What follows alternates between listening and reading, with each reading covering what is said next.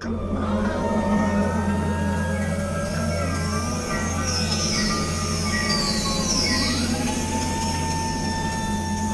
say the cliffs at Tequendama Falls don't just echo the sound of rushing water, they echo screams, cries that refuse to be silenced. This isn't just a story about a haunted hotel, it's about the kind of despair that leaves a mark, even on the land itself. Perched on the edge of these cliffs, the Hotel del Salto was once a symbol of luxury and elegance. Today, it stands as a chilling reminder of the lives it has claimed. The story begins in 1923, a time when Colombia was on the cusp of modernization and luxury was a symbol of progress. It was during this era that Carlos Arturo Tapias, a celebrated architect of his time, designed a masterpiece, a grand hotel perched on the cliffs of Tequendama Falls. The location was no accident. The falls, majestic, powerful, and awe-inspiring, became the hotel's defining feature, offering guests views so breathtaking that they felt as though they were standing on the edge of the world itself. With its elegant French-inspired architecture and unparalleled location, the Hotel del Salto quickly became a destination for the rich and powerful. Politicians, artists, and business tycoons flocked to its doors, eager to escape the noise of Bogotá and immerse themselves in the tranquility of nature. But while the guests admired the cascading waters and dined under glittering chandeliers, there was a darker, older story whispering beneath their feet, a story the land had carried for centuries. Long before the hotel was conceived, the cliffs of Tequendama held deep spiritual significance for the 𝐒𝐿 people. The 𝐒𝐿 were an indigenous civilization known for their advanced knowledge of astronomy, agriculture, and trade. They worshipped a pantheon of gods, and their myths intertwined with the natural world around them.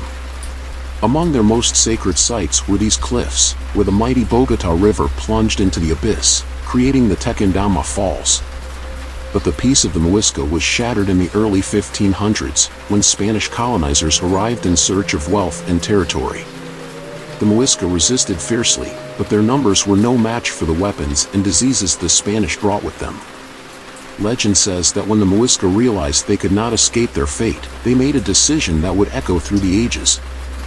Rather than surrender to enslavement or death at the hands of their oppressors, many 𝐒𝐿 are said to have leapt from these cliffs, choosing freedom in death over captivity. According to their beliefs, the falls held a mystical power. They believed the rushing waters would carry their spirits into the sky, where they would be transformed into eagles, free, eternal, untouchable. But what if their sacrifice left a scar on this land? What if their cries of defiance and sorrow didn't vanish, but instead took root here, etched into the very stone and water, waiting to be heard by those who dare to listen? Perhaps this is why the Hotel del Salto, no matter how grand its design or how luxurious its halls, could never escape the shadows of its surroundings. In 1928, the Hotel del Salto welcomed its first guests. It was everything people dreamed of, a luxurious escape high above the cliffs, with one of the most stunning views in Colombia. The sound of the Bogotá River roaring over the edge of Tequendama Falls could be heard from every balcony, and guests often described the view as unforgettable. The hotel's reputation grew quickly. It became the place to be for the wealthy and influential. Politicians, artists, and business magnates made it their getaway. Visitors enjoyed fine dining, drinks in the lounge, and evenings filled with music and laughter. But there were whispers, even back then. Some guests claimed they felt strange, uneasy. A few said they heard voices near the edge of the cliffs, voices calling their names or whispering words they couldn't understand. At first, people dismissed it. The wind plays tricks on you, they'd say. But as the years went on, the rumors grew darker. There were disappearances, guests who walked out for a stroll but never came back. Some believed they'd fallen, others thought they'd been lured by something unseen.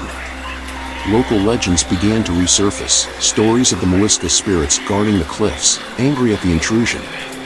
The hotel's owners tried to downplay the stories, claiming the disappearances were accidents. But behind closed doors, even the staff admitted to strange happenings. They spoke of rooms where the temperature would suddenly drop, mirrors that seem to distort reflections, and the overwhelming feeling of being watched. Some refuse to work at night, terrified of what they might encounter in the empty hallways. By the 1970s, the hotel's glamour had faded. The once pristine Bogota River had become polluted, filling the air with a foul stench that drove guests away. But some believe it wasn't the river that caused the decline, it was something far more unsettling. Guests spoke of sleepless nights filled with nightmares, unexplained knocks on their doors, and a growing sense of dread. Eventually, even the boldest travelers avoided the hotel. By the 1990s, the hotel was abandoned. Its grand halls, once filled with laughter, became silent. The chandeliers that sparkled in the light were left to gather dust. The only visitors were curious locals and thrill seekers, hoping to catch a glimpse of the unexplained. They found more than they bargained for. Reports from those who dared to enter the abandoned building tell a chilling story. Footsteps echoed in empty halls. Doors creaked open on their own. And some claimed to see shadowy figures standing at the windows, watching them leave. The Hotel del Salto became more than a building. It became a story, a place where luxury collided with mystery. Was it simply the passing of time that caused its downfall? Or was the hotel doomed from the start, its fate tied to the tragedies of the past? Since its abandonment, the Hotel del Salto has become more than just a forgotten relic of Colombia's past. It has become a magnet for ghost stories, each one more chilling than the last. Those who have dared to enter its decaying halls speak of experiences they struggle to explain. Visitors describe hearing footsteps echoing down hallways where no one walks, whispers that seem to come from every direction, yet nowhere at all. Some say they feel a presence following them, watching them, even breathing down their necks. But when they turn around, nothing is there. And then, there are the apparitions. Shadowy figures glimpse through broken windows, flickering for only a moment before disappearing. One story, however, is repeated more than any other, the woman in white. She is said to be one of the most persistent spirits haunting the hotel. Witnesses claim to see her standing at the edge of the cliffs, her gown billowing in the wind, her gaze fixed on the rushing water below. Some say she's a former guest who met her end here. Others believe she's tied to a much older tragedy, the legend of the 𝐒𝐿𝐴 tribe. I'll never forget it. It was late at night, and I was the only one here. I was locking up when I heard it, a woman's voice.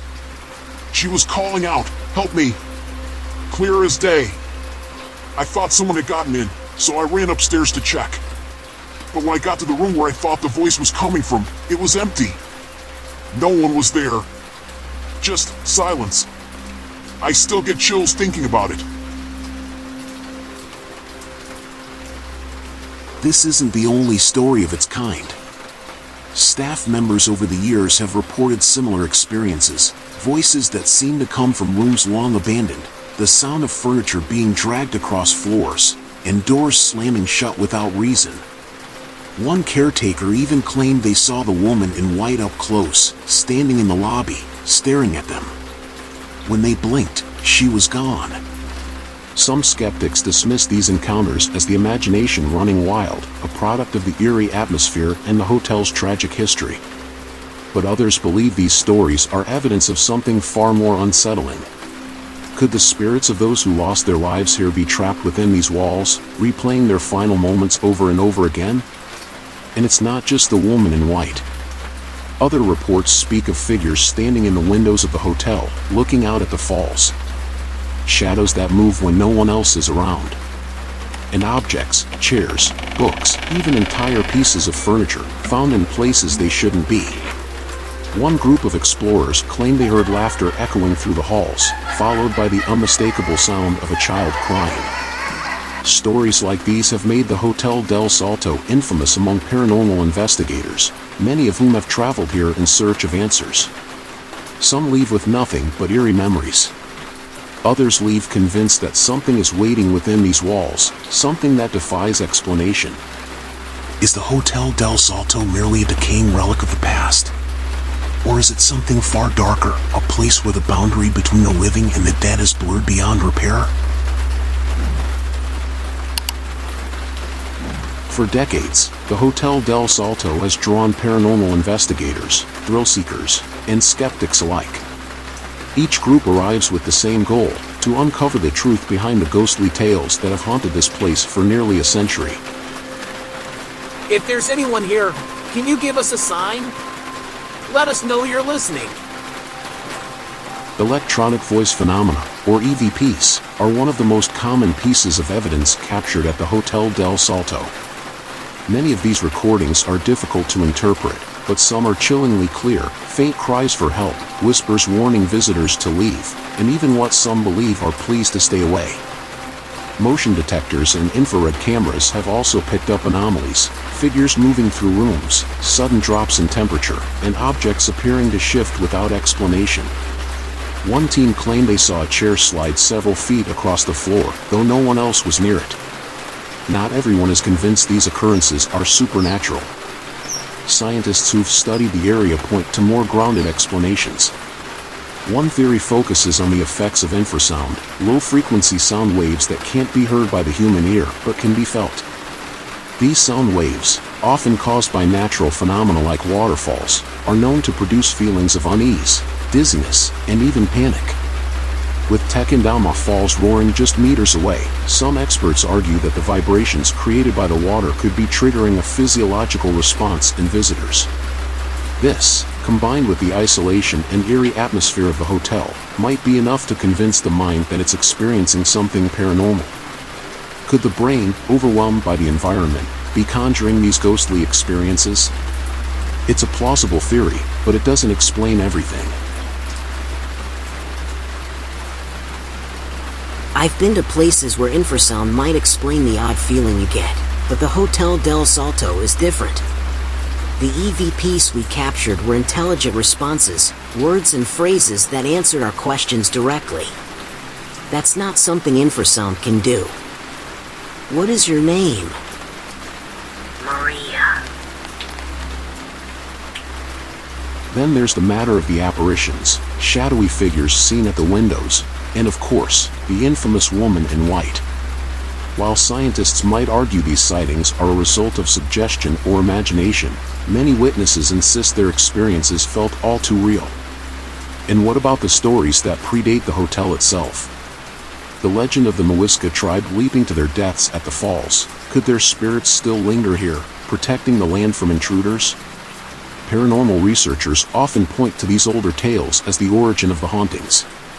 If the energy of such tragic events remains imprinted on the land, it might explain why the activity seems so intense.